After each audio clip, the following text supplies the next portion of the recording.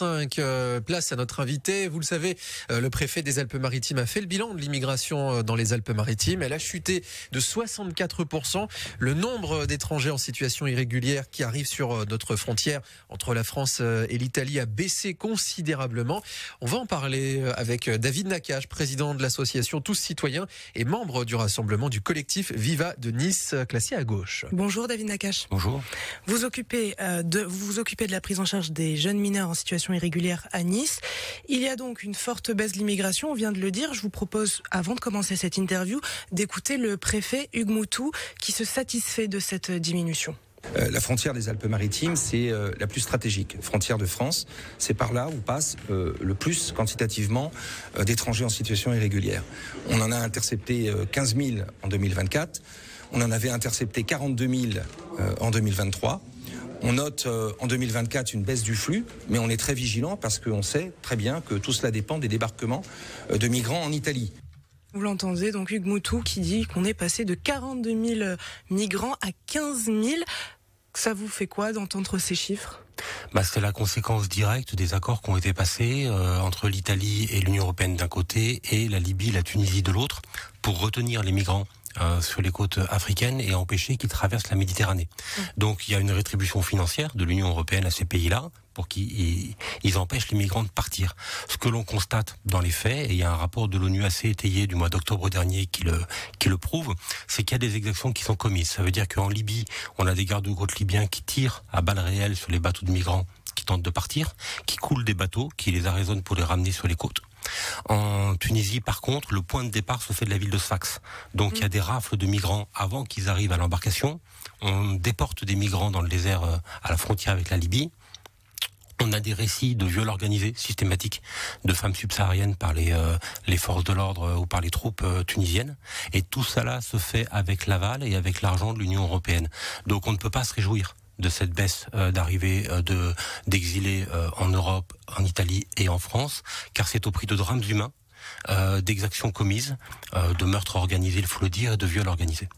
Vous vous occupez des jeunes non accompagnés, un terme assez froid. Est-ce que vous pouvez nous raconter, parce qu'au final, c'est de ces gens-là dont on parle, ces gens-là qui subissent peut-être ce que vous êtes en train de nous dire dans différents endroits d'Afrique ou du Moyen-Orient et qui finalement n'arrivent pas à passer avec donc ces nouvelles mises de sécurité aux frontières.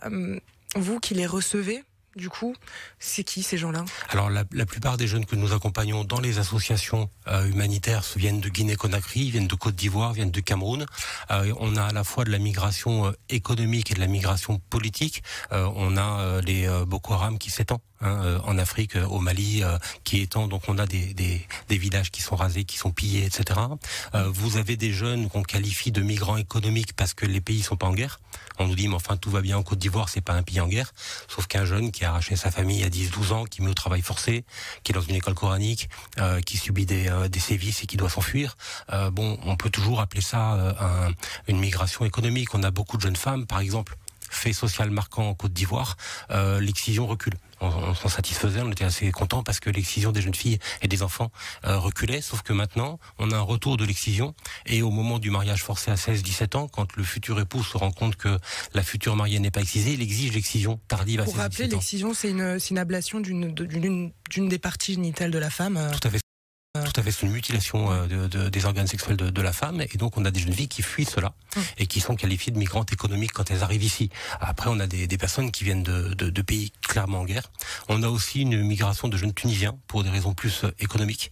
La grande difficulté que nous avons, c'est que des jeunes Tunisiens qui ne sont pas reconnus mineurs parce qu'ils n'ont pas de papier, qui sont mis à la rue au bout de 2 à 3 semaines de mise à la rue par le conseil départemental. S'ils restent à la rue 2 nuits, 3 nuits, 1 semaine à Nice ou Moulins, ils sont recrutés par le narcotrafic.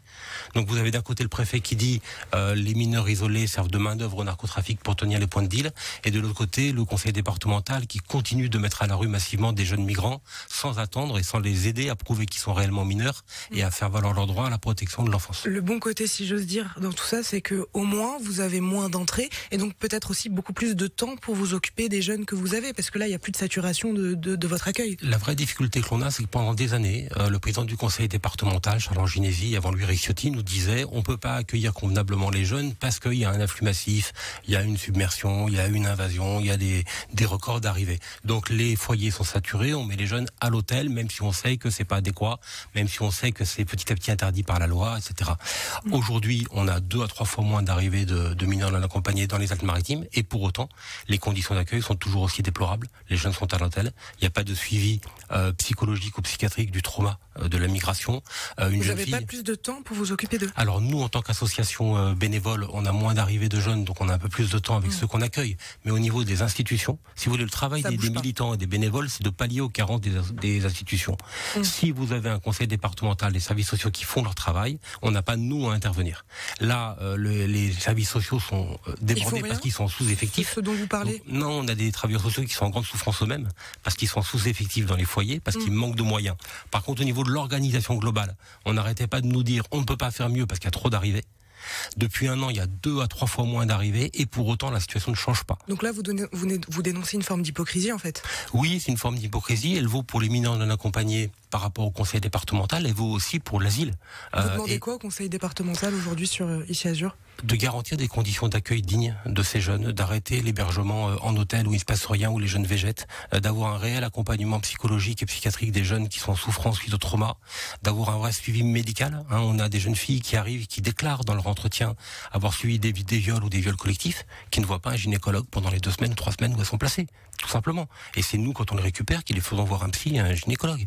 C'est quand même sidérant que lorsqu'on remplit un formulaire administratif et qu'on a l'aide sociale à l'enfance, qu'on a un jeune homme qui raconte avoir subi des actes de torture dans des camps en Libye, une jeune fille avoir subi des viols répétés, qu'on ne coche pas la case à besoin d'un suivi psy. Vous prenez un exemple que vous... C'est des jeunes qu'on accompagne actuellement, qu'on héberge, bien sûr. Actuellement, nous, on est une association militante. Ça veut dire qu'on n'a pas de locaux, on n'a pas de subvention publique. C'est un réseau d'entraide de citoyens qui hébergeons les jeunes le temps des procédures au tribunal pour prouver qu'ils sont bien mineurs. On héberge 14 jeunes dans 14 familles différentes à l'heure actuelle. Des fois, ça baisse, des fois, ça augmente, ça fluctue. C'est un réseau solidaire dans l'ensemble du département. On héberge à Saint-Jeannet, on héberge au Broc, à Nice, un peu partout. Et il y a des citoyens qui sont scandalisés par ce qui se passe et qui, eux, ouvrent leurs portes. Mais normalement, c'est pas à eux de le faire. D'habitude, on nous dit il y a une surcharge, il y a trop de migrants, on ne peut rien faire. Là, on a 3 fois moins de migrants qui arrivent et ça ne change pas. Sur les demandeurs d'asile, vous avez des CADA, des centres d'accueil de demandeurs d'asile qui sont gérés par la préfecture et par l'OFPRA. Ils sont saturés à l'année, des familles avec enfants dorment à la rue devant l'église du Vœu ou ailleurs dans Nice, et rien ne change alors qu'il y a 3 fois moins d'arrivées. Là aussi une forme d'hypocrisie. Je vais vous demander, si vous voulez bien, de revenir sur les chiffres donnés par le préfet des Alpes-Maritimes, Hugues Moutou. Des chiffres très bas, 5% de régularisation d'étrangers en situation irrégulière. Ça vous étonne pas du coup? Alors là, c'est différent. On parle des personnes qui étaient en situation irrégulière, mais asile ou pas asile, même des personnes qui avaient une carte de séjour et qui sont en fin de droit et que le préfet veut expulser. Il s'enorgueillit, si vous voulez, une politique du chiffre. Ce qu'il faut regarder, c'est le droit de la personne. On peut pas dire je suis fier d'avoir que 5% de régularisation. Ça dépend de la situation des gens.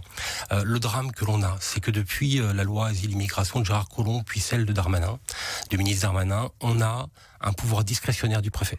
Et selon qu'on fait une demande en Moselle, en Bretagne ou à Nice, les droits sont pas les mêmes. Et le préfet a quasiment tous les droits pour accorder ou pas des régularisations. Ici, on a un préfet qui est très fier de plus régulariser, mais si la même personne avec la même situation aurait fait une demande dans un autre département, peut-être qu'elle aurait une carte de séjour. C'est donc un arbitraire pur. Juste pour finir, est-ce que vous avez un mot aussi à dire au préfet?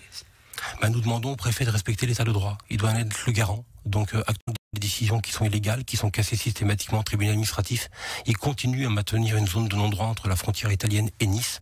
La situation qui se passe ici est grave. Le préfet est fier du résultat. Il devrait avoir honte. Merci David Nakache, vous êtes président de l'association Tous Citoyens, membre du rassemblement du collectif Viva de Nice classé à gauche. Merci d'avoir été notre invité ce matin à la télé et à la radio locale ici à Azur. Merci à vous. Et juste avant 8h, c'est Tom Aubry qui nous rejoint. Son grand livre des 1000 raisons